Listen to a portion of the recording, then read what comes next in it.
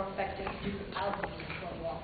It did always seem so to us, but now, in the division of the kingdom, it appears not much of the Duke's regarded as well. Is this not his son, my lord? His breeding, sir, hath been at my charge. I so often blush to acknowledge him that now I have raised to it. I cannot conceive you. Sir, this young fellow's mother could. Whereupon she grew unwomb, and had indeed, sir, a son for her cradle, ere she had a husband for her bed. I cannot wish the fault undone, the issue of it being so proper. But I have, sir, a son by order of law, some year elder than this, who is yet no dearer in my account. Though this Nick came something softly into the world before he was sent for, yours is mother fair. Do you know this gentleman, Edmund? No, my lord. My lord of Kent. Remember him hereafter as my honorable friend. My services to your lordship. The king is coming. Attend the lords of France and Burgundy, Buster. I shall, my liege. Meantime, we shall express our darker purpose. Give me the map there. Know that we have divided in three our kingdom, and 'tis our fast intent to shake all cares of business from our age, conferring them on younger strength, while we, unburthened, crawl toward death. Our son of Cornwall, and you are no less loving son of Albany. We have this hour a constant will to publish our daughter's several dowries, that future strife may be prevented now. The princes, France and Burgundy, great rivals in our youngest daughter's love, long in our court have made their amorous sojourns, and here to be answered. Tell me, my daughters, since now we will divest us of rule, interests of territory, cares of state, which of you shall we say doth love us most? Goneril, our eldest born, speak first. Sir, I love you more than words can build a matter. Through than eyesight, faith, and liberty, beyond what can be valued rich or rare. No less than life, with grace, health, beauty, honor, as much as a child ever loves her father found. A love to make breath poor and speech uneasy. Beyond all manner, so much. I love you. Then what shall Cordelia do? Love and decide. Of all these bounds, even from this line to this, we make thee lady. To thine and Albany's issue, be this perpetual. What says our second daughter, our dearest Regan, wife to Cornwall? Speak. Sir, I'm made of the self-same metal that my sister is, and prize me at her worth. In my true heart, I find she names my very deed of love. Only she comes too short. That which I possess myself an enemy to all other joys, which the most precious square of sense possesses. In fine, I am alone felicitate in your dear highness's love. Then what? And yet not so. I'm sure my love is more richer than my tongue. To thee and thine hereditary ever remain this ample third of our fair kingdom, no less in space, validity, or pleasure than that conferred on Goneril. Now, our joy, although last, not least. What can you say to draw a third more opulent than your sisters? Speak. Nothing, my lord. Nothing. Nothing. Nothing will come of nothing? Speak again. Unhappy that I am. I love your majesty according to my bond, nor more nor less. How, Cordelia? Mend your speech a little, lest it may mar your fortunes. Good, my lord. You've begotten me, bred me, loved me. I return those duties back to you as a right fit. Why have my sister's husbands if they say they love you all?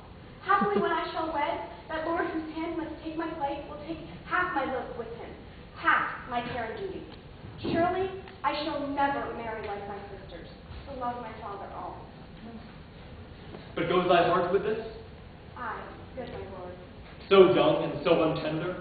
So young and so true. Let it be so. Thy truth, then, be thy dower, and as a stranger to my heart and me, hold thee from this forever. Good, my liege. Peace, Kent. Come not between the dragon and his wrath. I loved her most, and thought to set my rest of her kind nursery. Call France. Who serves? Call Burgundy.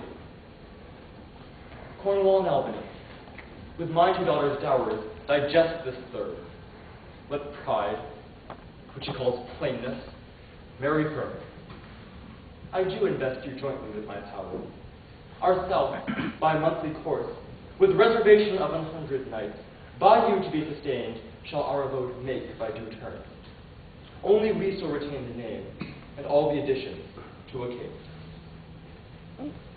Royal Lear, whom I have honored as my king, loved as my father, as my master followed. The bow is bent and drawn. Make from the shaft. Let it fall, rather, though the fork invade the region of my heart.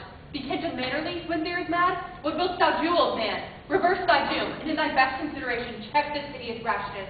Thy youngest daughter does not love thee least. Kent, on thy life. My life I never held but as a pawn, to wage against thy enemies, nor fear to lose it. Out of my sight! See better, Lear. Now, by Apollo. By Apollo, king, thou swearest the gods in vain. O battle! Miscreant, do sir forbear. Reverse thy doom, or whilst I commit clamor from my throat, I'll tell you thou dost evil. Hear me, recreant. On thine allegiance, hear me. Since thou hast sought to make us break our vow, which durst we never get, and with strained pride to come between our sentence and our power, 5 days do allot thee, for provision, to shield thee from diseases of the world, and on the 6th day to turn thy hated back upon our kingdom. Out from my sight! By Jupiter, this shall not be revoked. Fare thee well, king. Didst thou sprout little fear? Freedom of tent, and banishment is here. The gods to their dear shelter take thee, maid, for what thou hast justly thinkest and hast most rightly said. And your large speeches may your deeds approve, that good effects may spring from words of love.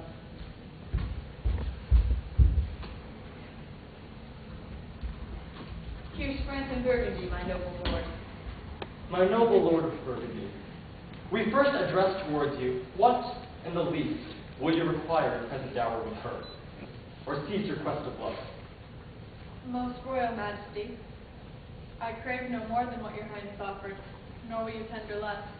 Right, noble Burgundy. Now her price is fallen. So there she stands. She is there. She is yours.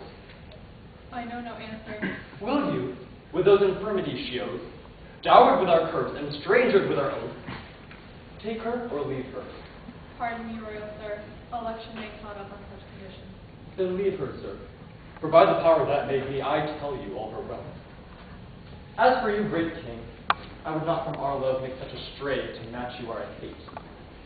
This is most strange, that she, that even but now was your best object, the argument of your praise, the balm of your age, most best, most dearest, should in this trice of time commit a thing so monstrous to dismantle so many folds of favor. Sure, her offense must be of such unnatural degree that monsters it, or your forevouched affection fall into taint, which, to believe of her, must be a faith that reason without miracle could never plant in me. I yet beseech your majesty, if for I want that glib and oily art to speak and purpose not, since what I well intend I'll do it before I speak, that it makes known it is no vicious plot, foulness, or murder, no unchaste action or dishonored step that has deprived me of your grace and favor. And yet, for that for which I am richer, a still soliciting eye and such a tongue as I am glad I have not, though not to have it has lost me in your liking. Better thou hadst not been born. Is it but this, a tardiness in nature that often leaves the history untold that it intends to do? My lord of Burgundy, what say you to the lady? Will you have her? She is herself the dowry. Royal Lear, give but that portion which yourself proposed, and here I take Cordelia by the hand, Duchess of Burgundy. Nothing. I have sworn. I am firm. I am sorry then. Peace be with Burgundy. Since that respects of fortune are his love, I shall not be his wife. Fairest Cordelia, that art rich being poor, most choice forsaken, and most loved despised. Thee and thy virtues here I seize upon. Be it lawful I take up what's cast away. Thy dowerless daughter, king, thrown to my chance, is queen of us, of ours, our fair prince. Not all the dukes of waters Burgundy can buy this unprized maiden of me. Bid them farewell, Cordelia, though unkind. Thou losest here a better where to find. Thou hast her, friend. She is thine. For we have no such daughter. nor shall we ever see that face of hers again. Come, noble Burgundy. Bid farewell to your sisters. The jewels of our father, with unwashed eyes, Cordelia leaves you. I know you what you are, but like a sister, and most devoted to call you your fault, as they are named. Use well our father. To your professed bosoms I commit him. I would prepare him for a better place, but farewell to you both. Prescribe not us our duty. Let your study be to content your lord, rather stooges. Time shall unfold what places come upon. Come, my fair Cordelia. Sister, 'tis not a little I have to say of what most nearly appertains to his folk. I think our father will haste tonight. That's most certain. With you, next month with us. The observation he has made of it hath not been little. He always loved our sister looks, and with but poor judgment he has now cast her off, pierced too grossly. It's the infirmity of his age, yet he had but ever slenderly known himself. The best and soundest of his time has been but rash. Then was he looked to receive from his age, not alone the imperfections of long and rapt condition, but therewithal the unruly waywardness that infirm and cleric years bring with them. Such inconstant stars to be likely have in him, as is this of Kent's banishment. There is first compliment of leave taking between friends and him. Pray you, sit together. If our father carry authority with such disposition as his face, this last surrender of his must offend us. We shall further think on it. We must do something, and in the heat,